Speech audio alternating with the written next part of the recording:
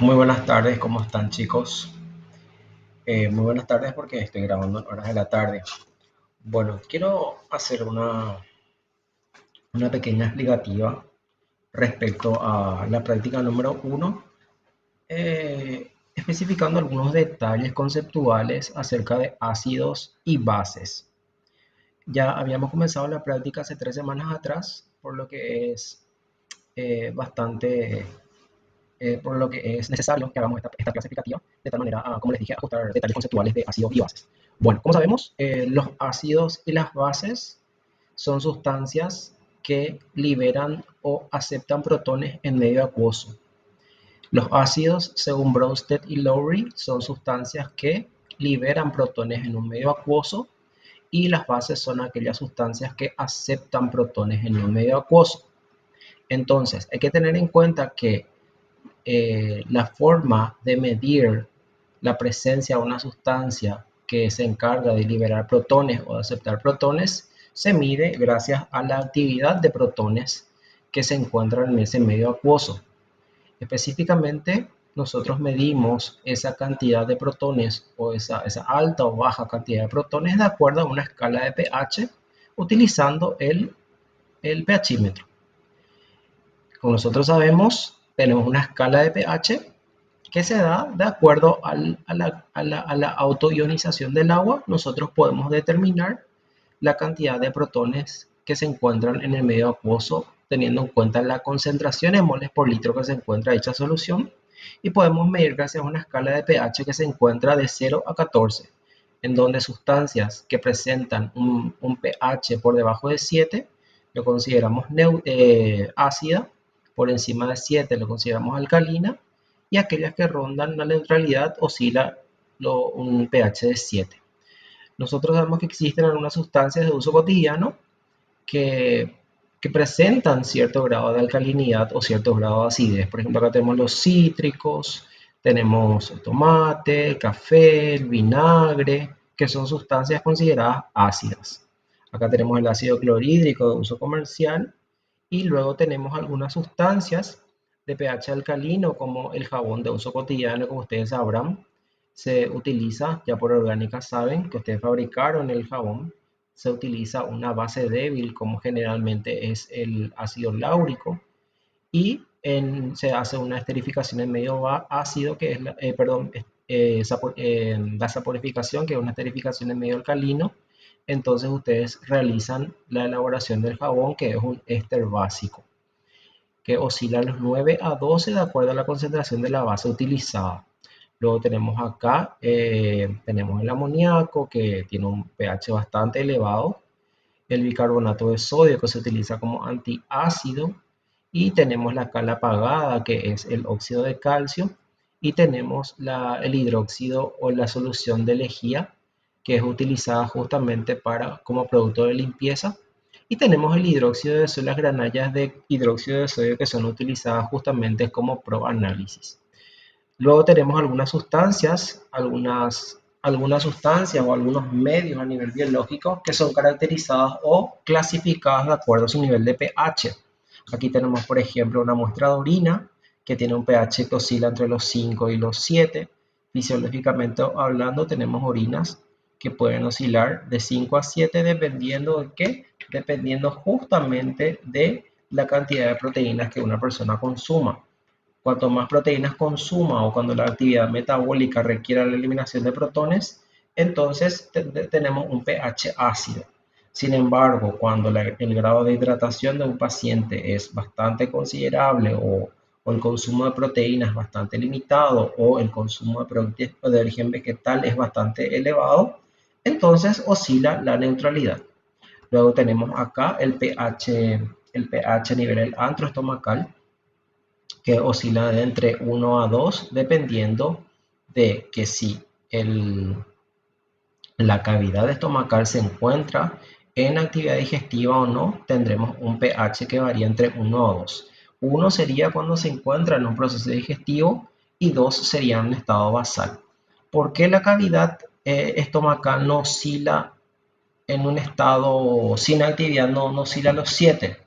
Porque justamente la energía gastada como para bajar el pH sería bastante considerable. Entonces, si nosotros tenemos un pH inicial de 7 y pH inicial dentro del estómago de 7 y realizamos la ingestión de alimentos, entonces para la digestión tendremos que liberar mucha cantidad de protones para que baje drásticamente de 7 a 1 o 2. Entonces eso produciría daño a nivel de la membrana mucosa.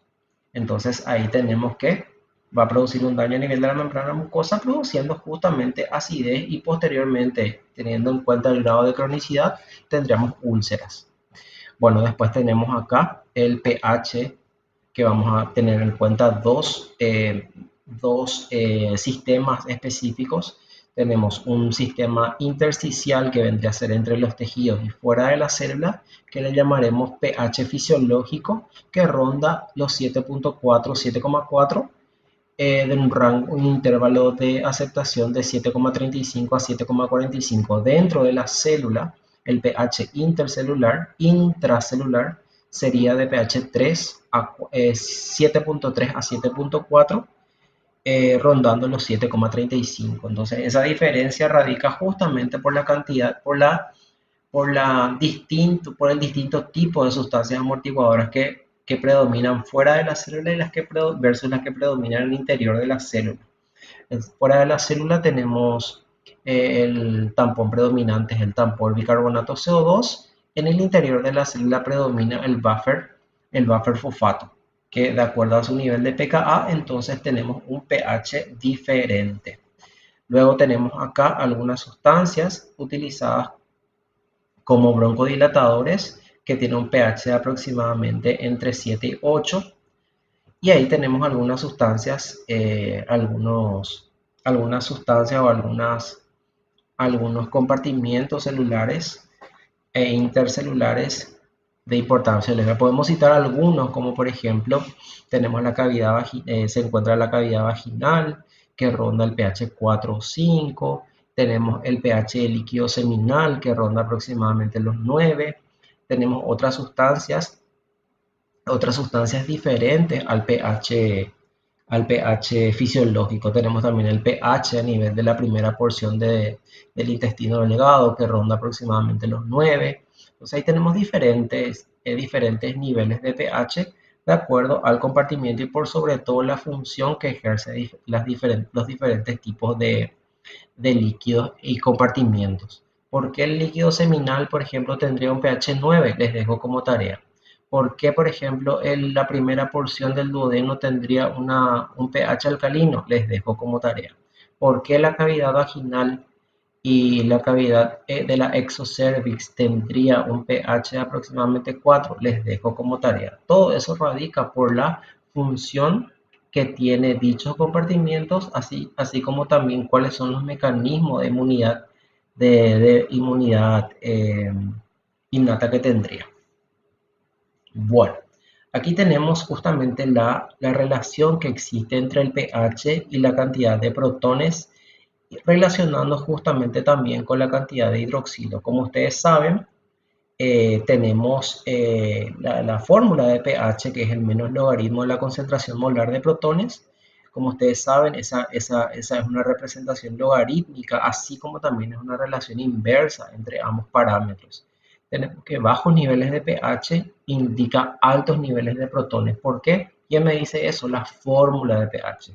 Porque es una relación inversa, es decir, es un valor negativo. Eso quiere decir que los niveles de protones son inversamente proporcionales al pH por ese signo negativo que se encuentra antes del logaritmo. Entonces tenemos que ir a una relación inversa. Entonces pH 2 tenemos, conforme voy aumentando el pH, va disminuyendo la concentración de protones, es decir, una relación inversa. No así la relación existente entre el pH y los niveles de hidroxilo, en los cuales hay una relación directa. Bajos niveles de pH, bajos niveles de hidroxilo, altos niveles de pH, altos valores de pH, altos niveles de hidroxilo. Tenemos una relación directa entre pH y niveles de hidroxilo y una relación inversa entre pH y concentración de protones. ¿Qué relación tenemos tras la variación de pH? Si nosotros tenemos un aumento Si tenemos un aumento de una unidad en los valores de pH, tenemos una disminución de los niveles de protones. ¿En cuánto? En 10 unidades. ¿Por qué? Porque acuérdense que la fórmula me dice menos logaritmo de la concentración de protones. Ese logaritmo es logaritmo base 10. Quiere decir que si tenemos un aumento en una unidad en los niveles de pH, entonces los niveles de protones van a disminuir 10 veces. Si tenemos una variación de 2 unidades, un aumento de 2 unidades, la disminución de protones es de 100 veces. 3 veces, 3 valores, 3 unidades, 1000 veces. 4 unidades, 10.000 veces. Y así sucesivamente. Si tenemos una disminución en una unidad, tenemos un aumento en la concentración de protones a la décima parte. Perdón, 10 veces más.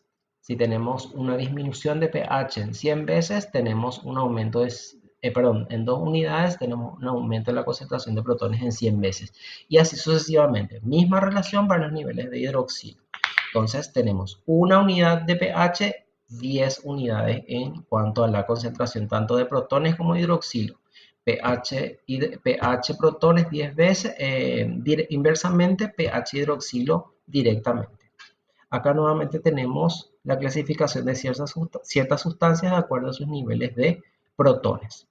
Aquí tenemos algunas sustancias de interés biológico, algunas moléculas de importancia biológica que son consideradas tanto bases como ácidas.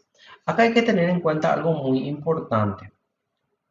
El 99% de las sustancias ácido o básicas de interés biológico son sustancias en las cuales la ionización en un medio acuoso es parcial. ¿Qué quiere decir eso?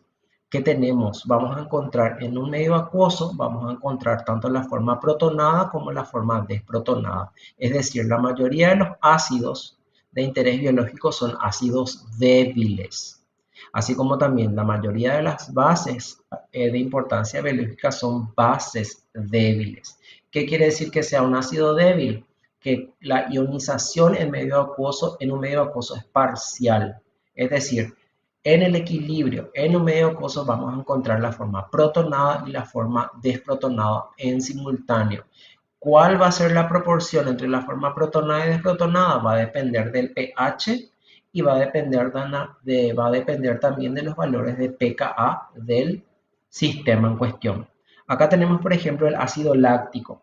El ácido láctico es un ácido débil que a nivel biológico lo encontramos a nivel muscular.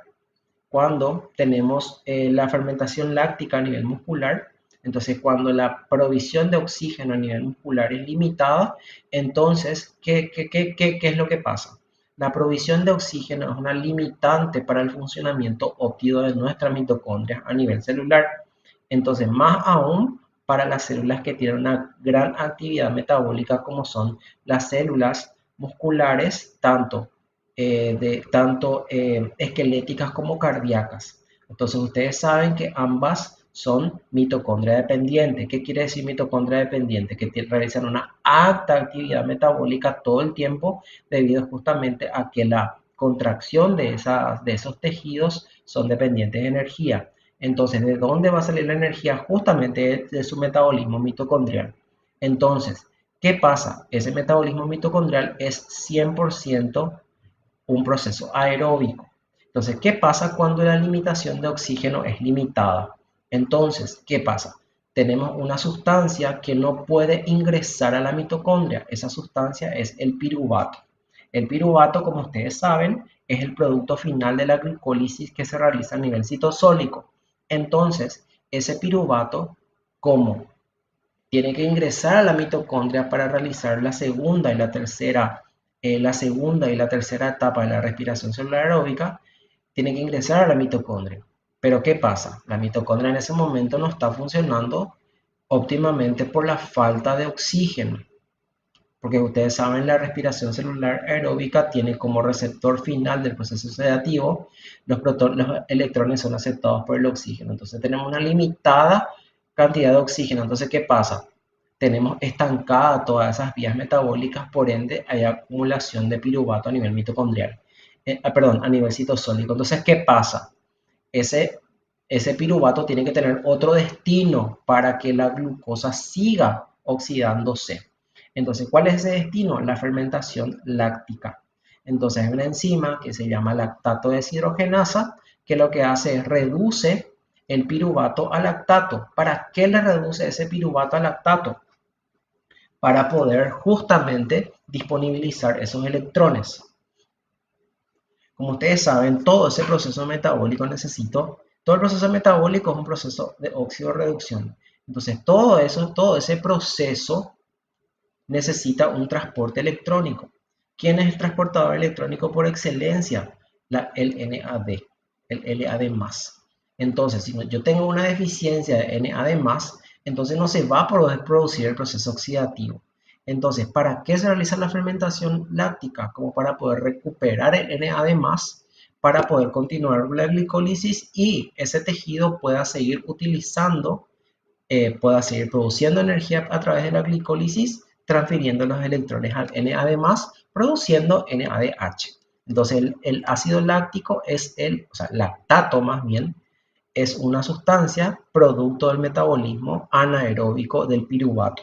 Entonces, el lactato se acumula a nivel muscular justamente en un proceso anaeróbico. Entonces, todo este proceso se produce para que el músculo pueda seguir obteniendo energía en un medio anaeróbico. Acá le tenemos al que le estábamos mencionando, a este alfa-cetoácido, que es el ácido pirúvico, que desde el punto de vista biológico lo encontramos como piruvato. Entonces, el piruvato, como ya les dije, es el producto final de la glucólisis citosólica en todas las células, absolutamente todas las células realizan glucólisis. Entonces, ¿qué pasa? Este piruvato tiene que tener ciertos destinos metabólicos de acuerdo a la necesidad, así como también de acuerdo a la disponibilidad de oxígeno. Acá tenemos el ácido acético, acá le tenemos a la colina. La colina es justamente utilizada para la síntesis de fosfolípidos que constituyen un componente fundamental en la membrana de las células, ya sea eucariotas o procariotas. Acá tenemos el ácido fórmico. El ácido fórmico, específicamente el formiato, es sintetizado, generado y liberado por las hormigas. La etanolamina también, que es una base débil, que es utilizada para la síntesis de fosfolípidos de membrana a nivel neuronal. Acá le tenemos el ácido oxalacético, específicamente a nivel metabólico se encuentra en forma de su base conjugada, que es el oxalacetato, que es producida por la octava reacción del ciclo de Krebs a partir de la oxidación, del malato, catalizada por la malato deshidrogenasa dependiente de NAD. Entonces se produce el oxalacetato. Este oxalacetato es una encrucijada metabólica. ¿Qué quiere decir eso? Que a partir del oxalacetato se va a producir aspartato. El aspartato es un componente fundamental para la síntesis de proteínas, es decir, para la síntesis de novo de ciertos aminoácidos para la síntesis de proteínas. Acá le tenemos el ácido cítrico, que es el primer producto del ciclo de Krebs, que es producida por la condensación entre el oxalacetato con el acetil-CoA. Se produce ácido cítrico catalizada por la citratosintasa, que es el primer producto del ciclo de Krebs. Entonces acá tenemos sustancias fundamentales que son características, o sea, que tienen como características que son ácidos y bases débiles. Eso es fundamental que entiendan el concepto de lo que es un ácido débil o una base débil. ¿Qué quiere decir? Que en el equilibrio se encuentran ambas sustancias en el equilibrio. Es decir, encontramos tanto la forma ácida como la base conjugada en el equilibrio. Aquí tenemos el mecanismo de ciertos ácidos débiles. ¿Cómo yo reconozco un ácido débil? Primero, que está representada por HA. El HA es la típica representación de un ácido débil, y lo otro que tengo que tener en cuenta es esta doble flecha, es decir, esta reversibilidad del proceso. Quiere decir que nosotros encontramos la forma desprotonada y la forma protonada, y la forma desprotonada a la vez. Acá tenemos el ácido débil y acá tenemos su base conjugada. La base conjugada es la forma